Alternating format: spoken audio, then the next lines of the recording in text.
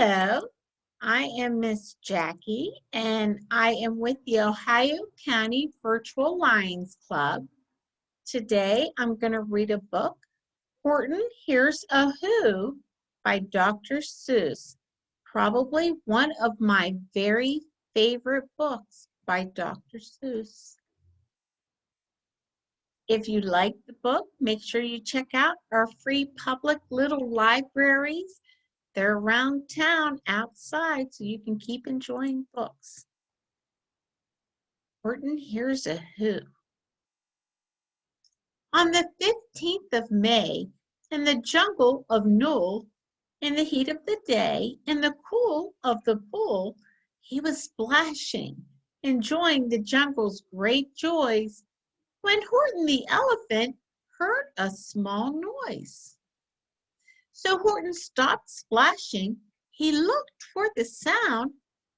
That's funny, thought Horton. There's no one around. Then he heard it again, just a very faint yelp, as if some tiny person were calling for help. I'll help you, said Horton.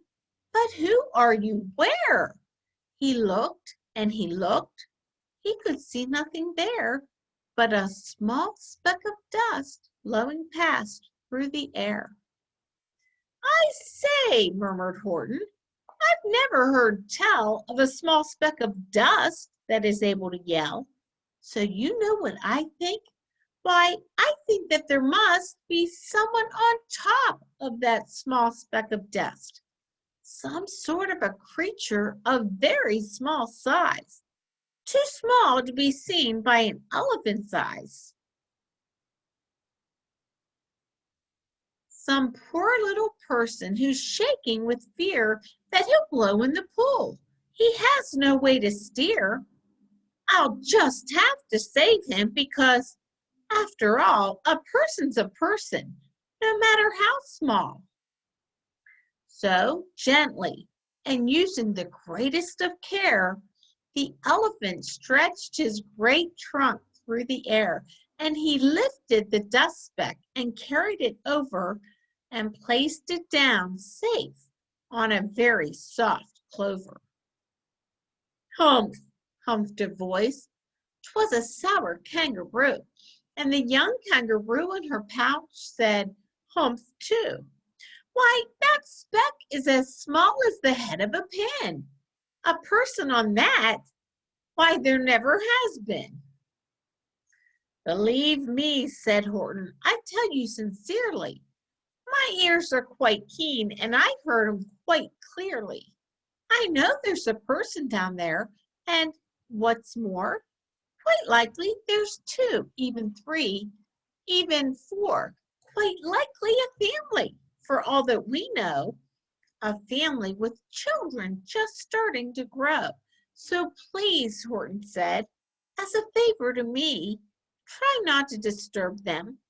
Just please let them be. I think you're a fool, laughed the sour kangaroo, and the young kangaroo in her pouch said, me too. You're the biggest blamed fool in the jungle of Knoll.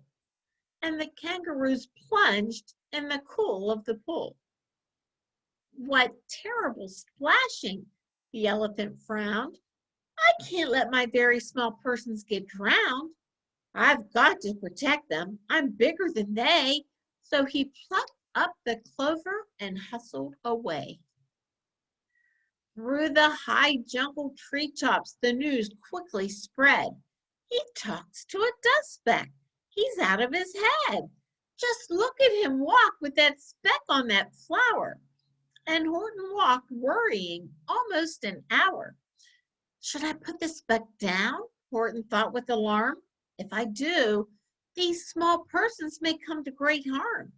I can't put it down, and I won't. After all, a person's a person, no matter how small. Then Horton stopped walking. The speck voice was talking. The voice was so faint, he could just barely hear it. Speak up, please, said Horton. He put his ear near it. My friend, came the voice, you're a very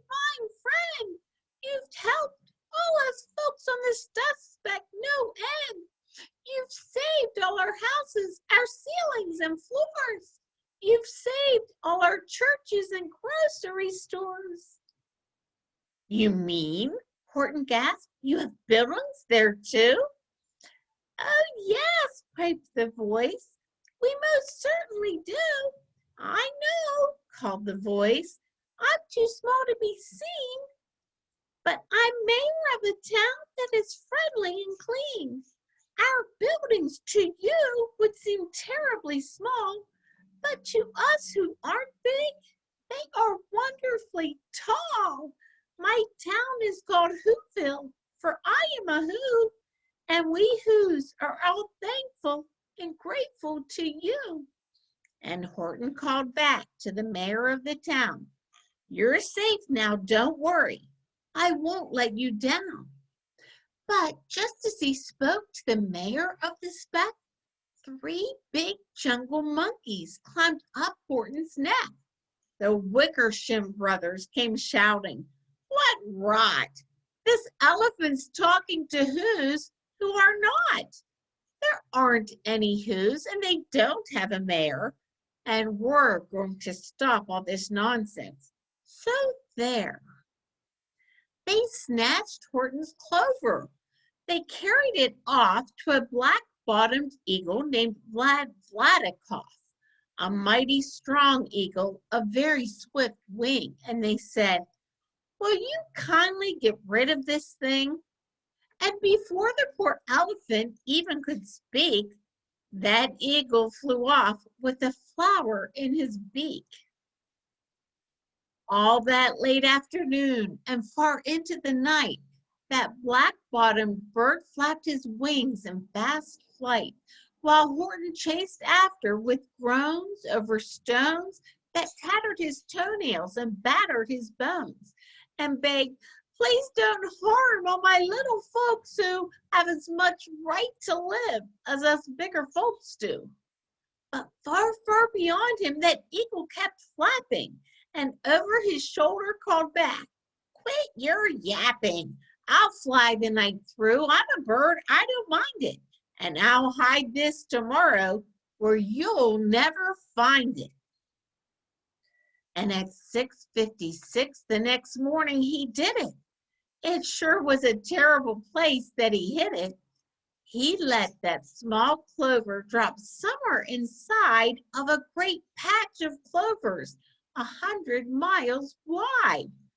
Why that, sneered the bird, but I think you will fail. And he left with a flip of his black-bottomed tail. I'll find it, cried Horton. I'll find it or bust. I shall find my friends on my small speck of dust. And clover by clover by clover, with care, he picked up and searched them and called, Are you there? But clover by clover by clover, he found that the one that he sought for was just not around.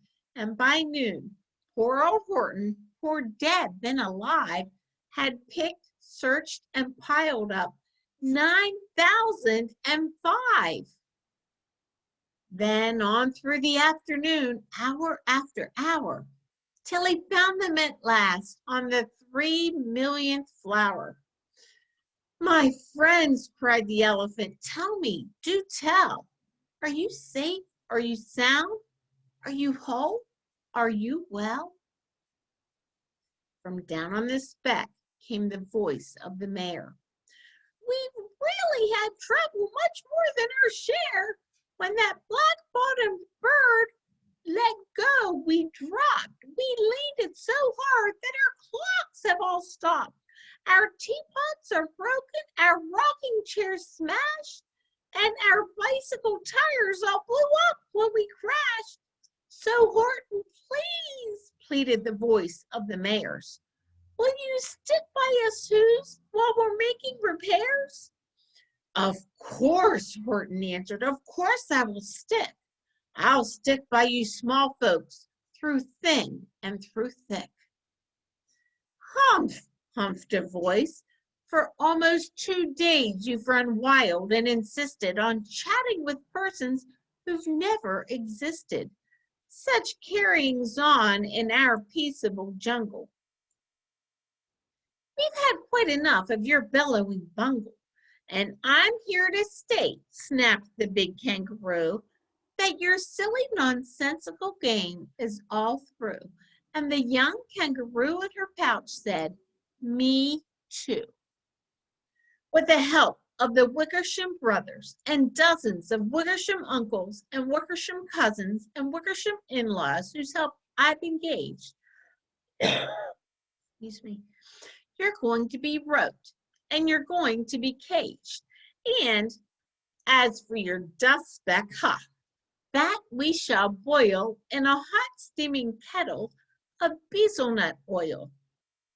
Boil it, gasped Horton. Oh, that you can't do. It's all full of persons. They'll prove it to you. Mr. Mayor, Horton called. Mr. Mayor, you've got to prove now that you really are there. So call a big meeting, get everyone out, make every who holler, make every who shout, make every who scream.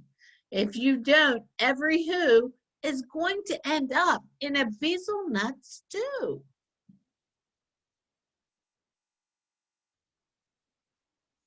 And down on the dust speck, the scared little mayor quick called a big meeting in the Whoville town square. And his people cried loudly. They cried out in fear. We are here! We are here! We are here! We are here! The elephant smiled. That was clear as a bell. You kangaroos surely heard that very well. All I heard, snapped the big kangaroo, was the breeze and the faint sound of the wind through the far distant trees. I heard no small voices, and you didn't either. And the young kangaroo in her pouch said, me neither.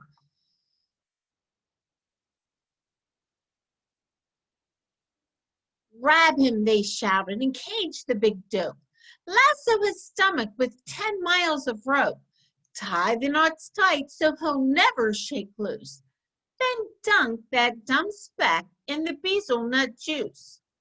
Horton fought back with great vigor and vim, but the Wickersham gang was too many for him.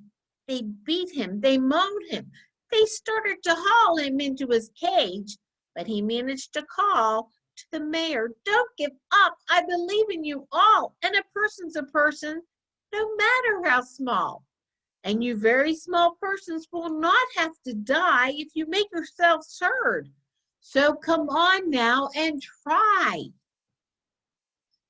The mayor grabbed a tom-tom. He started to smack it. And all over Whoville, they whooped up a racket. They rattled tin kettles. They beat on brass pans, on garbage pail tops and old cranberry cans. They blew on bazookas and blasted great toots on clarinets, oompas, and boompas, and flutes. Great gusts of loud racket rang high through the air. They rattled and shook the whole sky, and the mayor called up through the howling mad hullabaloo.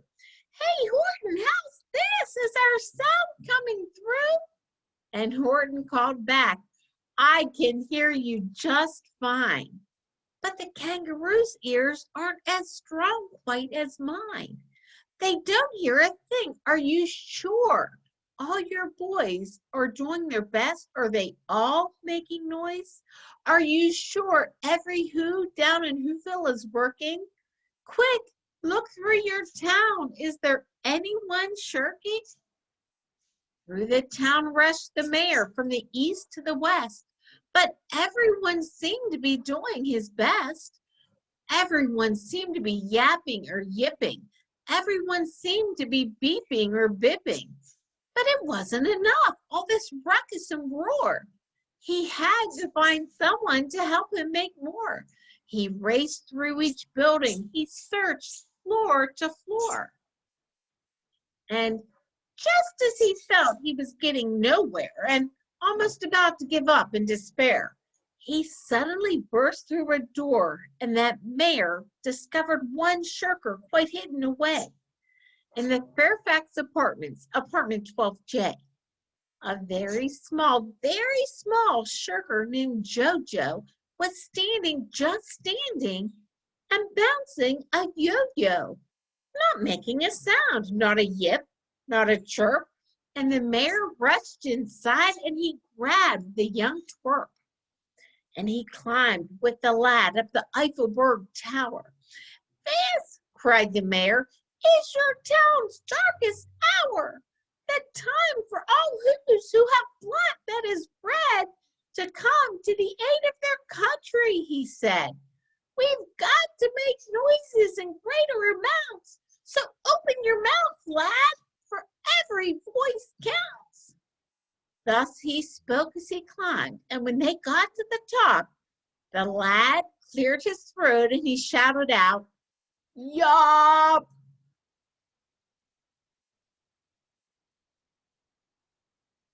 And that yop, that one small extra yop, put it over. Finally, at last, from that speck on that clover, their voices were heard. They rang out clear and clean, and the elephant smiled. Do you see what I mean? They've proved they are persons, no matter how small. And their whole world was saved by the smallest of all. How true, yes, how true, said the big kangaroo. And from now on, you know what I'm planning to do? From now on, I'm going to protect them with you. And the young kangaroo in her pouch said, me too. From the sun in the summer, from rain when it's fallish, I'm going to protect them, no matter how smallish. That's the end of the story by Dr. Seuss. Horton Hears a Who. If you like the story, check out our free little libraries. Find some more books that you can read. Bye-bye.